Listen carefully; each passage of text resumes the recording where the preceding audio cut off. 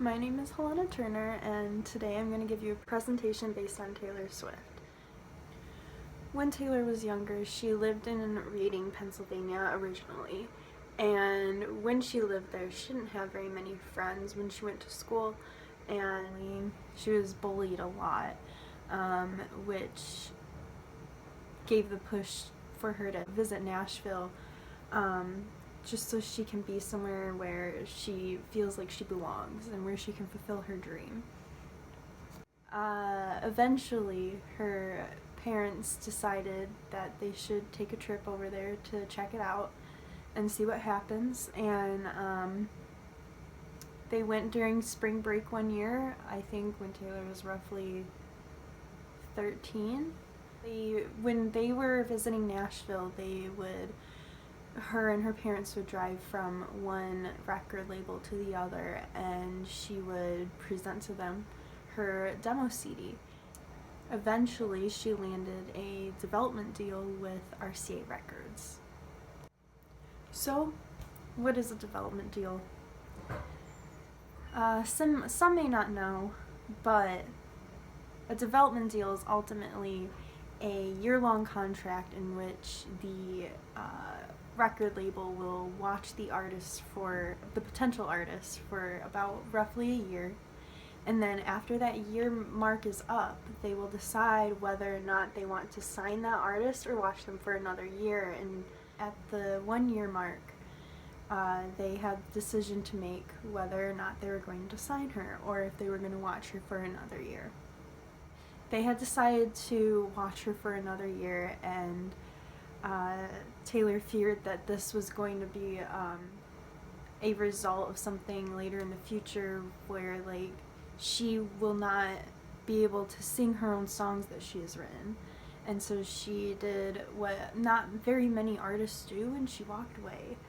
They decided to go to the Bluebird Cafe where Faith Hill was discovered, and she did a showcasing there, and in the crowd there was a man named Scott Borchetta, and after the show he came up to Taylor and talked with her and told her that he wanted her on his record label.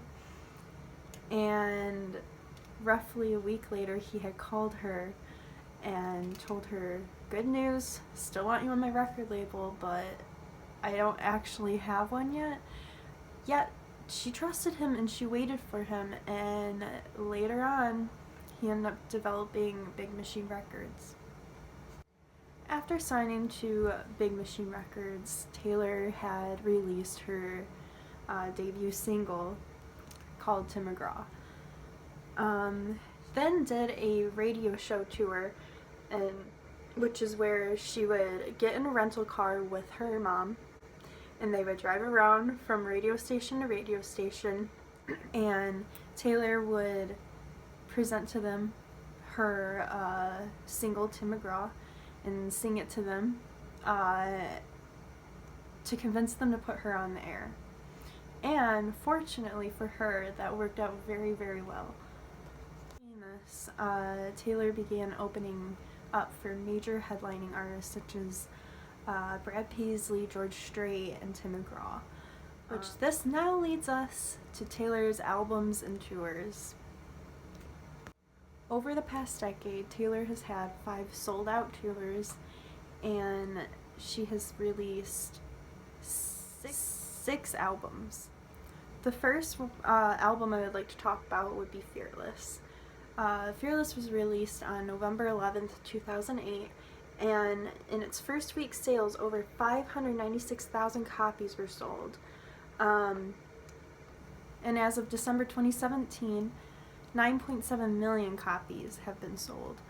The tour went from April 2009 until June 2010, and it grossed 63,705,590, and the total audience in attendance was 1,138,977 people. Some fun facts about Fearless. Taylor left an imprint on history as she went down as the youngest solo album of the Year recipient for the Grammy Awards. She ranked number 4 for Billboard's Best Charting Artist of All Time. 7 out of the 13 songs on Fearless were written solely by Taylor Swift. The next album I would like to discuss would be Speak Now. Speak Now was released October 25th, 2010.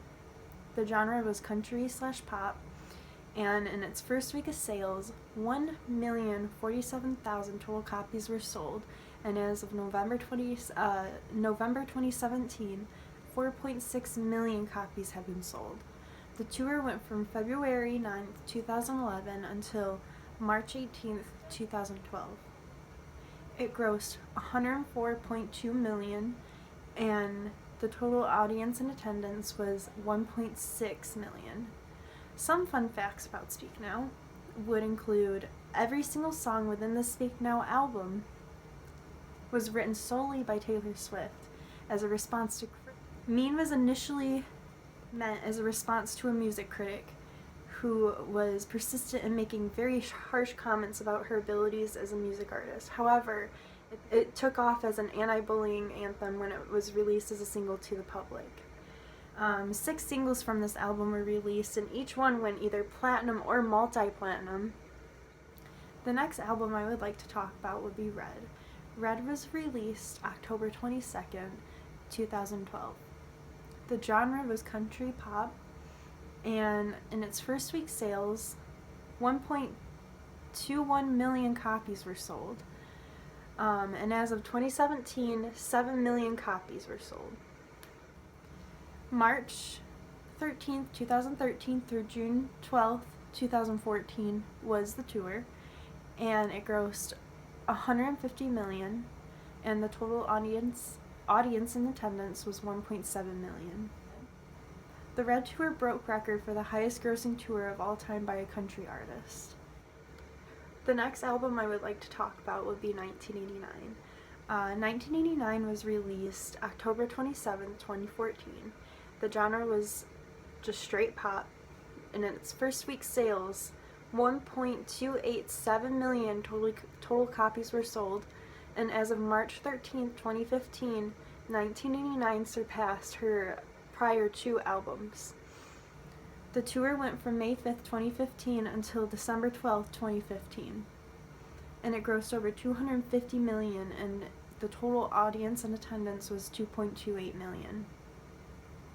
1989 was an album that was entirely based on the 80s decade, or the decade Taylor was born. The idea of 1989 was influenced after Taylor Swift struck a loss to Random Access Memories by Daft Punk when attending the Grammy Awards for her album Red. Ultimately, she decided that she needed to make a sonically more cohesive album. And the 1989 tour became the highest grossing tour of the 2010s decade. And finally, Taylor's most recent album, Reputation. Reputation was released November 10th, 2017, and the genre was pop. The first week sales hit 1.216 million copies, and the total copies sold globally were 4.5 million. The second best-selling album of 2017. The tour went from May 8th, 2018 until November 21st, 2018, and it grossed $345.7 million. Some fun facts about Reputation would be that multiple attendance records were broken.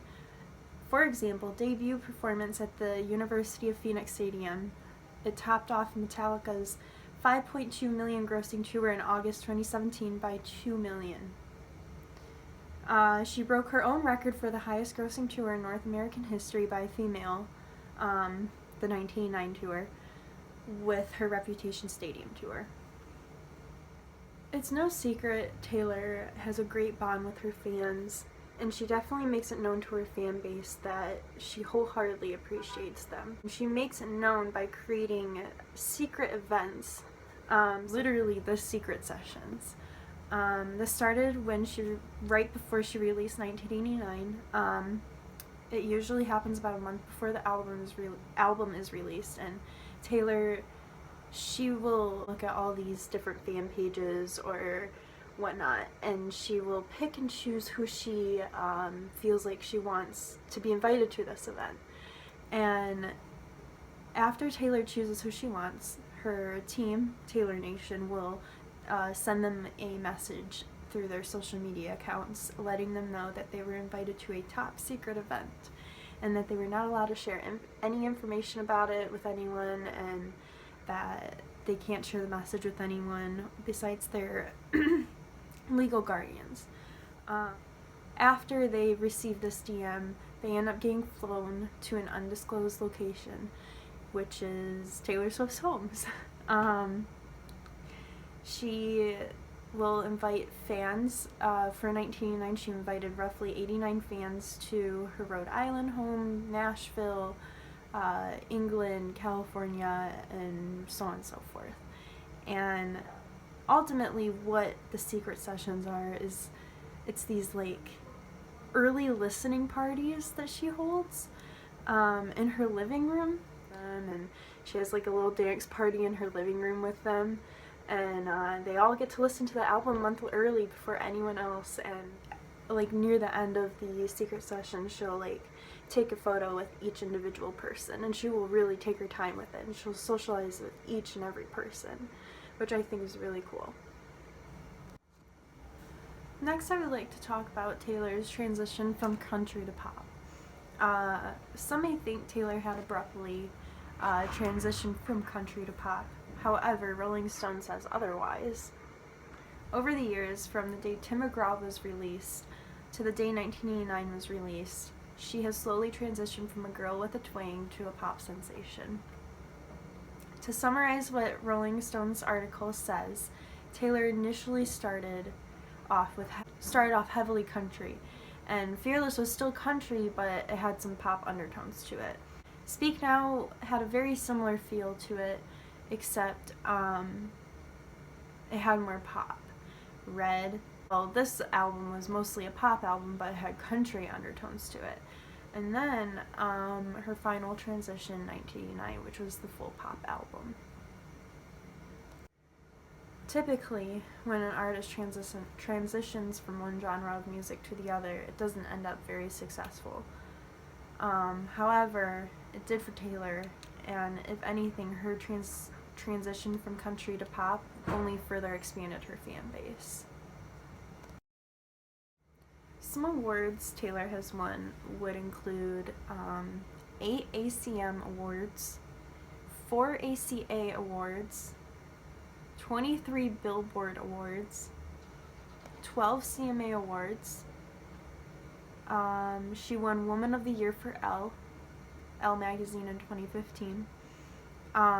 She won 10 Grammys so far, 7 VMA awards, and for People's Choice, she won 4 for Favorite Country Artist, 3 for Favorite Female Artist, 1 for Favorite Song, 2 for Favorite Pop Artist, and then Concert Tour of the Year, Reputation, and it won. What is she?